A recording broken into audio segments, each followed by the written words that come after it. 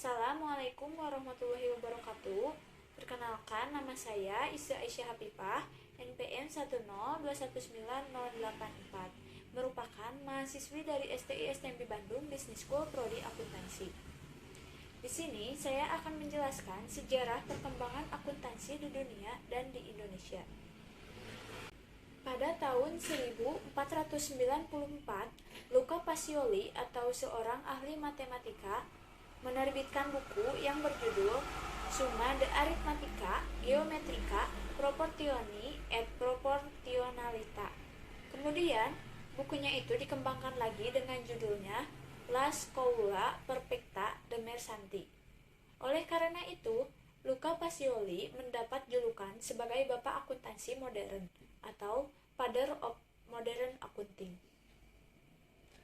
Double entry book keeping sudah ada sejak zaman perdagangan antara Penika dan Genoa pada awal ke-13 Masehi.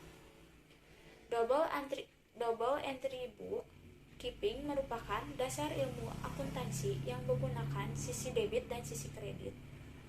Kata debit dan kredit berasal dari bahasa Latin debere atau percaya dan credere atau berutang. Setelah itu, akuntansi berkembang hingga ke Eropa. Di Eropa, sistem akuntansi disebut sebagai sistem kontinental. Mulanya, tata buku akuntansi ialah menggunakan tata buku tunggal. Namun, seiring dengan berjalannya waktu, lahirlah tata buku berpasangan yang berkembang dari Eropa hingga Amerika.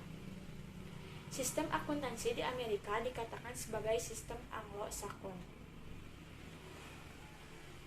Luca Pacioli tidak pernah menyatakan bahwa ialah yang menemukan double entry atau pembukuan berpasangan. Akuntansi semakin berkembang dengan kemunculan akuntansi biaya dan sistem penyusutan sekitar abad ke-19 pada saat terjadinya revolusi industri di benua Eropa. Seiring dengan berkembangnya waktu, akuntansi berkembang baik di negara bagian Eropa dan Amerika Serikat. Pada saat memasuki abad ke-20, akuntansi secara resmi menjadi ilmu pengetahuan yang berdiri sendiri. Sejarah perkembangan akuntansi di dunia terbagi menjadi beberapa periode. Yang pertama yaitu sejarah periode Mesir kuno. Pada masa itu, pencatatan dilakukan oleh orang-orang pada zaman Mesir kuno, di mana mereka menggunakan metode pencatatan untuk membantu dalam berdagang keluar daerah negara. Pencatatan dilakukan pada lembaran daun. Hal ini dilakukan pada saat manusia mulai mengenal uang. Metode pencatatan keuangan semakin banyak dikenal. Hal ini juga terbukti dengan adanya data sejarah tentang materi pelajaran pencatatan atau pembukuan yang ditulis dalam bahasa Arab. Mereka menghitung laba atau rugi dengan cara menghitung barang yang dibawa pada waktu berangkat berlayar dan barang yang dibawa pulang lagi pada saat selesai berlayar. Maka dapat diketahui bahwa sistem pencatatan sudah ada sejak dahulu. Sejarah perkembangan akuntansi di dunia yang kedua yaitu periode Babilonia. Pada masanya, ilmuwan melakukan pembongkaran ribuan tabel tanah liat di Babilonia. Didapati hasil dari penelitian tersebut menunjukkan suatu kesaksian yang besar tentang sistem pembukuan mereka. Dalam sistem akuntansinya, catatan-catatan umum kebanyakan ditemukan berupa penerimaan tabel-tabel. Tabel-tabel tersebut berisi catatan informasi yang pertama yaitu berupa jumlah uang dan barang yang diterima, nama orang yang memberikannya, nama orang yang menerimanya, dan tanggal kejadiannya. Yang ketiga yaitu sejarah perkembangan akuntansi periode di Cina. Akuntansi di Cina ini memiliki sejarah yang panjang. Fungsi akuntansi dalam hal pertanggungjawaban dapat dilacak jauh ke belakang hingga tahun 2200 sebelum Masehi. Selama dinasti Xiu dan sejumlah dokumen menunjukkan bahwa akuntansi digunakan untuk mengukur kekayaan dan membandingkan pencapaian di kalangan bangsawan dan putri-putri pada dinasti Xia atau tahun 2000 sampai 1500 sebelum Masehi.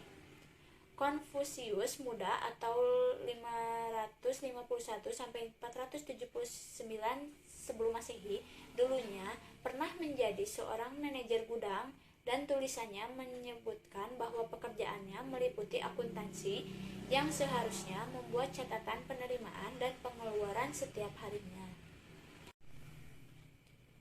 Selanjutnya, sejarah perkembangan akuntansi pada periode Yunani. Pada periode Yunani, pemerintah membagi secara adil barang kepada rakyatnya.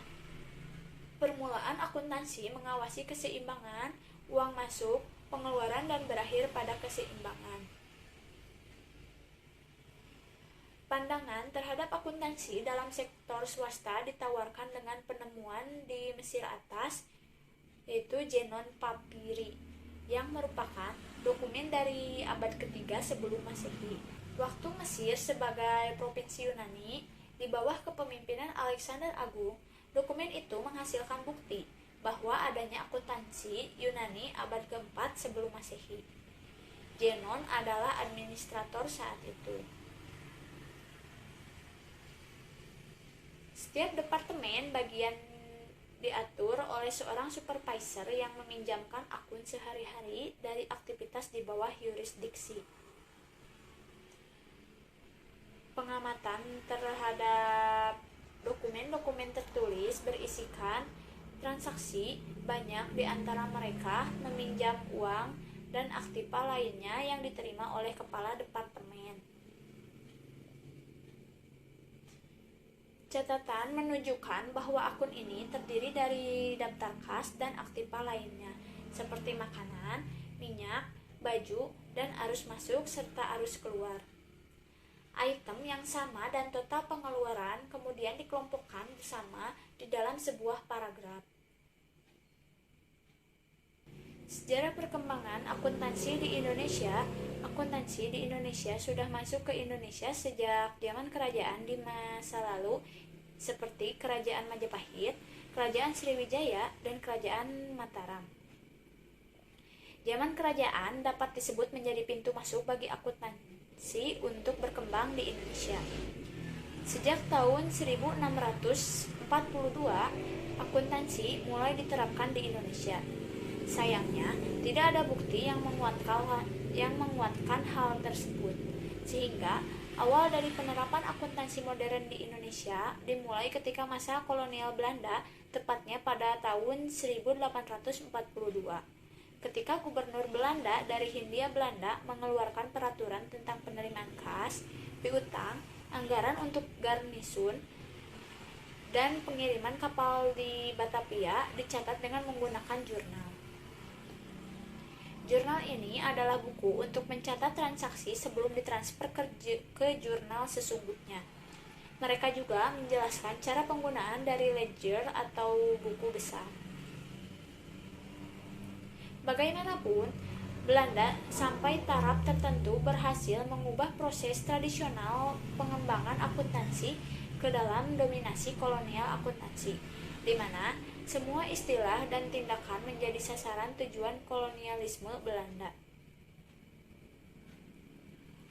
Belanda datang ke Indonesia pada akhir abad ke-16 untuk berdagang dan kemudian membentuk organisasi maskapai yang bernama POC atau Perennige Oost Indies Company. Pada tahun 1602 terjadi peleburan 14 maskapai dan tahun 1619 membuka cabang di Batavia dan kota lain di Indonesia. POC berakhir pada tahun 1799 dan setelah itu kekuasaan diambil alih oleh kerajaan Belanda. Sejak itu muncullah perusahaan Belanda di Indonesia. Catatan pembukuan menekankan pada mekanisme debit dan kredit berdasarkan praktik dagang untuk kepentingan perusahaan Belanda saja. Tetapi, sejak Belanda menyerah kepada Jepang pada tanggal 9 Maret 1942, pada akhirnya Jepang merubah segala bentuk sistem akuntansi Belanda.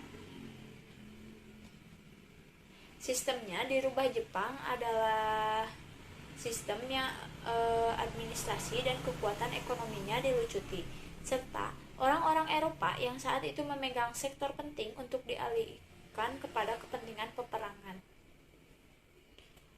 Orang-orang Jepang ditempatkan di posisi manajemen tingkat atas dan orang-orang Indonesia di posisi menengah dan bawah, tanpa mengubah sistem pengetahuan akuntansi waktu era kolonial Belanda.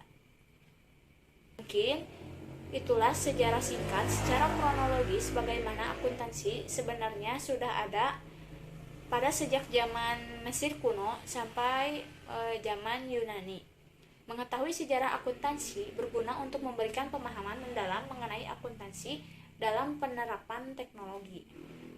Mungkin cukup sekian sedikit pembahasan tentang sejarah perkembangan akuntansi di dunia dan di Indonesia menurut saya. Mohon maaf apabila masih terdapat banyak kesalahan.